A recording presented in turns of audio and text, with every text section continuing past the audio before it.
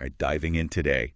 And, anyone who's tried to learn French knows that the pronunciation, man, it can feel like climbing Mount Everest, right? No matter what your background is. Yeah, absolutely. But lucky for us, we've got some really interesting stuff to go through today that digs deep into these pronunciation puzzles. I'm looking forward to it. So our mission today, to really zero in on those major roadblocks and give everyone a clear path forward when it comes to getting those French sounds right. Exactly. And it goes way beyond just, trying to get a perfect accent. Because if you've got solid pronunciation, it makes understanding spoken French so much easier. Right. And that confidence boost when you actually speak, Oh, that's huge. Huge. Plus, sometimes a little mispronunciation can lead to some pretty funny moments. Oh, absolutely. Absolutely. I mean, it's all part of the journey, right? It- So where do we start? I mean, I think one of the first things that probably trips people up is all those letters at the end of French words that just kind of disappear. Yeah. Like they're there, but you don't say them. Yeah, the silent letters. And what's fascinating is there is a kind of a system to it. Mm. But then, of course, like anything with language, the system has its own little quirks and breakdowns. Right. So, if you look at words like langue, muet, français, Right. rend, Okay. generally speaking, that final consonant, you don't pronounce it, it's silent. So that's a key insight right there. French pronunciation, you always got to be on your toes thinking about these silent letters.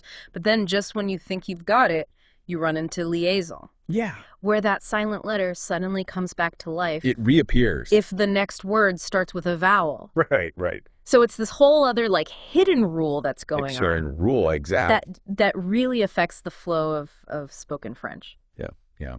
And maybe another good example of that is the letter H, because it's, silent most of the time, but then it acts so differently depending on whether it's that omuet or a civet, Exactly. which is always a fun one to kind of wrap your head around. Yeah, and both are silent, but grammatically. Yes. They function in completely different ways. So, for example, mieux, like in the word hélicoptère, Okay. allows liaison to happen. So, les hélicoptères is pronounced le.eop.papo. You get that smooth connection. But then you have aspiré, like in haricot, and it actually blocks liaison. So, les haricots is pronounced lea.i.kopko, not le.si.i.zoko. Right. Yeah. So there you go. That silent H, it actually plays a huge role in how words connect grammatically. Yeah. Big implications for something that you never even say. Exactly. And then you've got these sounds that might be just completely foreign territory for a lot of people, the nasal vowels.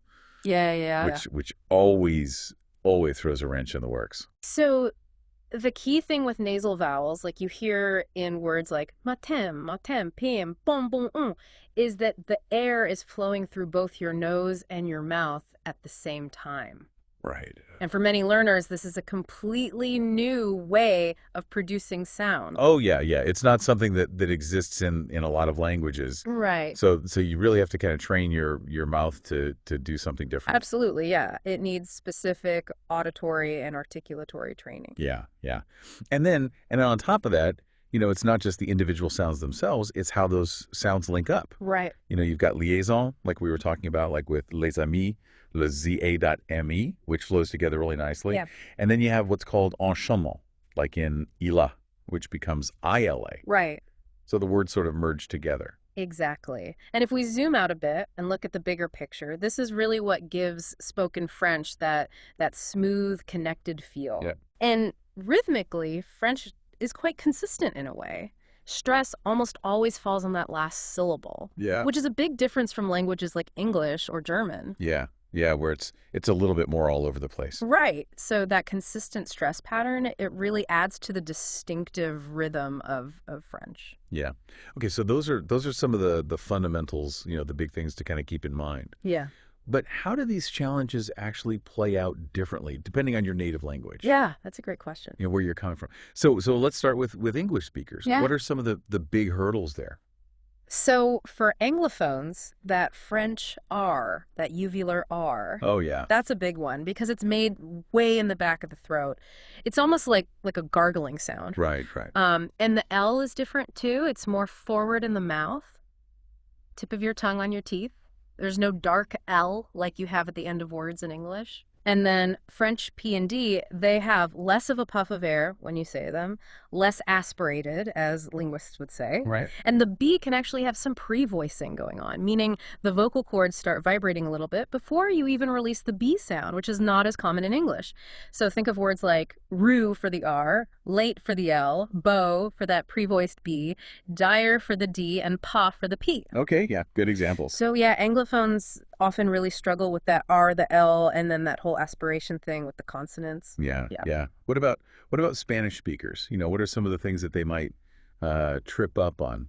It's interesting because the R comes up again, but Spanish has a rolled R, which is very different from that French uvular R. Right. And Spanish doesn't really make a strong phonetic distinction between B and V, which can lead to some confusion with words like beau and veau. Yeah, those minimal pairs. Exactly. And then the D in Spanish can be very soft, almost like a T sound in English. Right. And there's often a tendency to pronounce that final P in words like beaucoup, which should be silent in French. Right. So as Spanophones, they really need to focus on mastering that French R and then making sure they're really clear on the difference between B and V. Yeah. It's all about those subtleties. Absolutely. Okay, so what about German speakers? Because German also has a uvular R, right? It does. So that should be a good starting point. That's true. Yeah, they've got a head start there. But in German, that uvular R can sometimes become devoiced, which you don't want in French. Right. And German speakers, they might also over-aspirate those P and D sounds. And that silent final P in beaucoup, that can be a real challenge because German actually pronounces final consonants. Right. And another interesting thing is final B and D in German, they often lose their voicing, which shouldn't happen in French, especially when you're doing liaison. So think of words like rouge for the R, bébé, for that final voiced B, grand with that final voiced D, and of course, beaucoup for that tricky silent P. Yeah. So Germanophones, they really need to be mindful of keeping that voicing strong in final consonants and paying attention to how much aspiration they're using. Yeah, it's all connected. Okay, so last but not least, learners coming from East Asian languages like Chinese, Vietnamese, Korean, Japanese, what are they up against? So with this group, it often comes down to sound distinctions that might not even exist in their native languages. So for example, that R versus L difference, that's a really common hurdle. Oh, yeah. And then the voicing contrast in pairs like B versus P and D versus T, that can also be tricky because their languages might rely more on aspiration to differentiate those sounds. Right. Whereas French stops generally have minimal aspiration. And once again, we come back to that silent final P in beaucoup. Right. Always a good one to throw back in. It is, yeah. So think about words like riz versus lees for the R and L, pa versus ba for the P and B, to versus dus for the T and D, and of course, beaucoup. Right.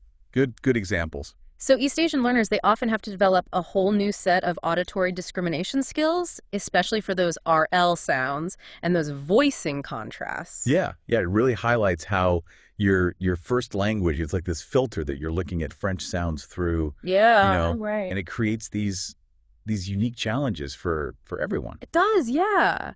But what's fascinating is even though the specific hurdles are different, the solution is pretty similar across the board. Okay. It comes down to consistent practice, immersing yourself in native French audio as much as you can, and then actively seeking feedback on your pronunciation. Don't be afraid to ask for help. Right.